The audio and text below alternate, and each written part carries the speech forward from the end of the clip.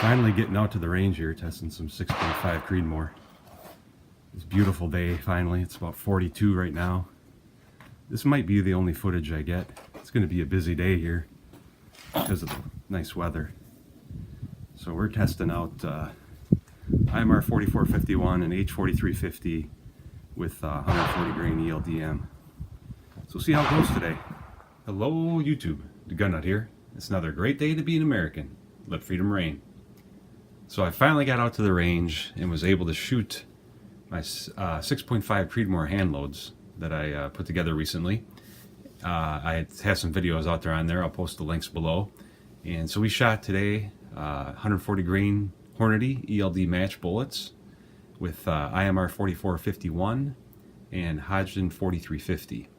And we're using brand new Peterson brass, and it's large rifle brass. We're using Winchester's large rifle primers. That's basically covers the reloading components. I'm shooting it out of my Savage Model 10 Predator Hunter with a Burris Veracity 4-20 power scope. So without further ado, let's jump into the results. We'll start with IMR 4451. I'm going to be bouncing between two different things because I don't have this all compiled yet. So actually the first group here was factory ammo.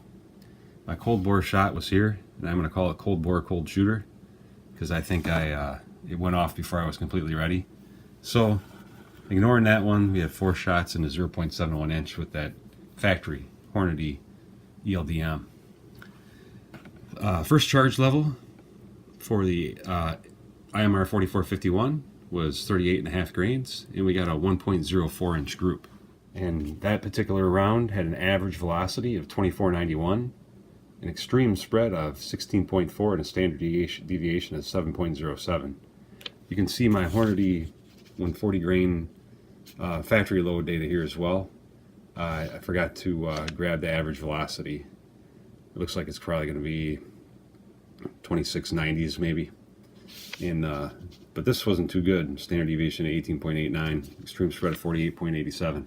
Moving on to the next charge level of 4451, 39 grains into 0.55 inch group. Second best group of the day. Standard deviation was not as good as I was thinking it would be, with an average velocity of 2519, extreme spread of 3512, and a standard deviation of 16.24. So the standard deviation went up.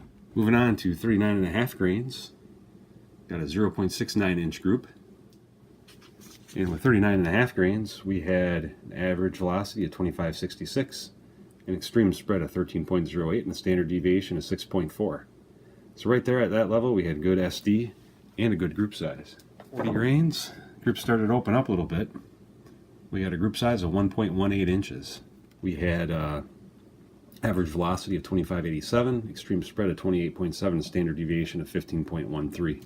40.5 grains, and it went into 0.96 inches, so just under an inch.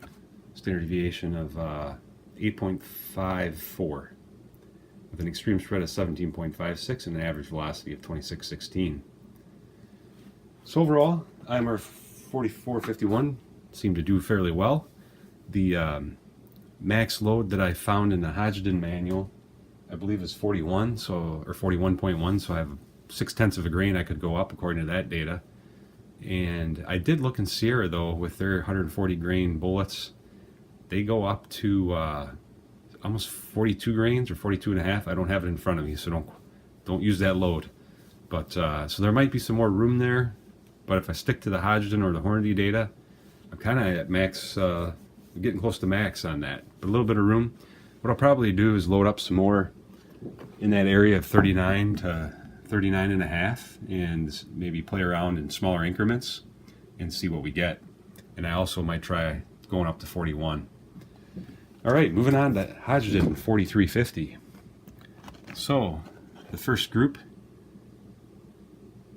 was 38 grains of H4350, and we had 4 shots going to 0.86. I had corrected my, I moved this up a half a MOA, which actually ended up moving up maybe a little bit more than that before I started shooting Hodgdon 4350. At the 38 grain level, and the average velocity was 2508, extreme spread of 33.78, standard deviation of 17.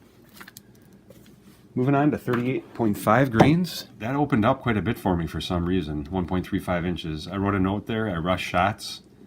After I shot the first two, people were wanting to go down range to change targets, and I had about 8 people standing there waiting for me, so I think I got a little nervous, but we're going to count them.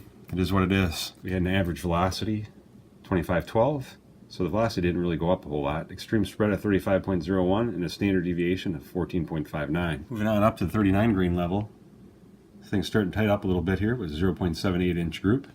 And the standard deviation also started to tighten up, average of 2648. So I should make a note of the velocity here.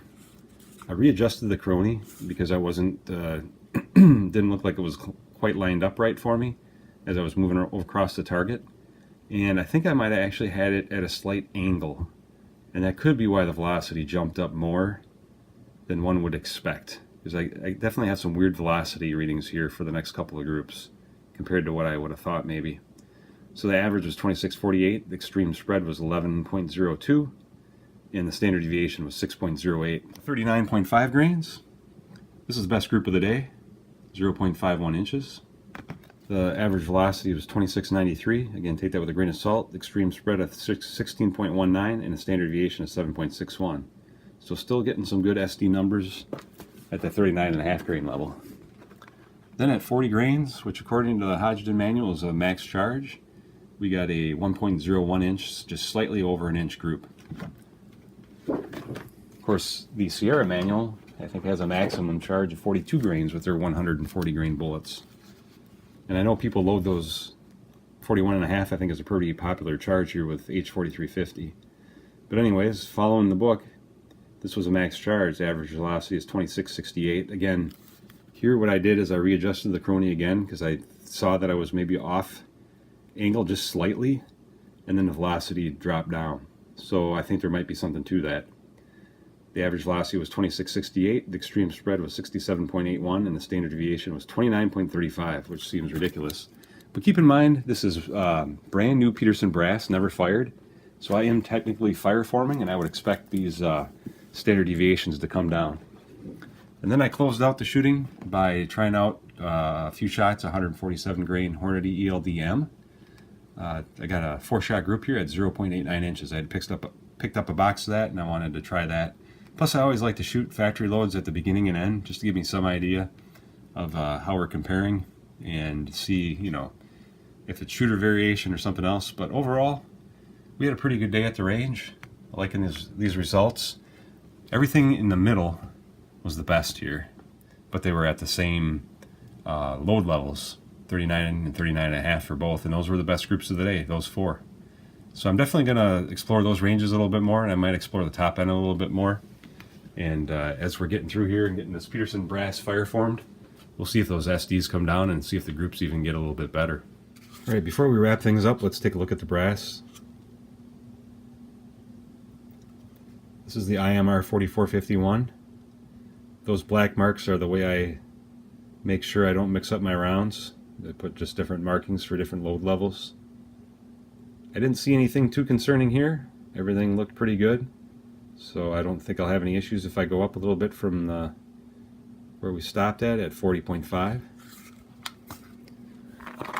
Moving on to H4350. Checking this brass out.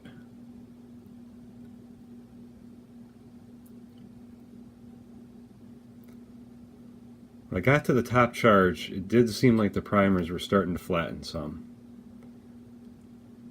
So that, not consistently maybe, but this one looks a little flat to me. Can't really see if there's any ejector marks because I have those black marks on there, but I don't see anything too concerning. Although I don't know that I'd be going up 2 grains from here, which is what the Sierra manual says. I may explore slightly higher, but so I forgot to mention the conditions. Conditions today were about 41, 42 degrees Fahrenheit.